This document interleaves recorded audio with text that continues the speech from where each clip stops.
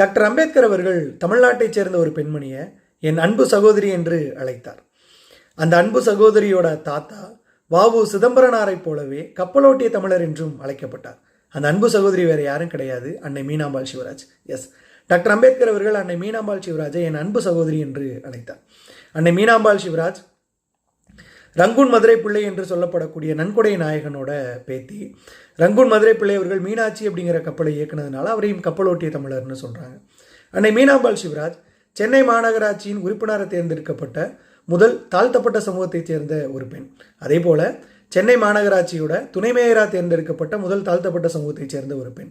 பெரியார் அவர்களுக்கு பெரியார் என்ற பட்டம் கொடுத்த அந்த மாநாடு இருக்கு இல்லையா, நவம்பர் 13, 1938 நடந்த சென்னை மாநில பெண்கள் மாநாடு. அந்த மாநாட்டில் ஒரு உறுப்பினராகவும் அன்னை மீனாம்பாள் சிவராஜ் இருந்தாங்க. கடைசியாக அன்னை மீனாம்பாள் சிவராஜ் சைமன் கமிஷனை ஆதரித்தாங்க. காரணம் என்ன அப்படின்னா, தாழ்த்தப்பட்ட மக்களுக்கான அரசியல் ஒரு வாய்ப்பாக இதை கருதுனாங்க. நன்றி.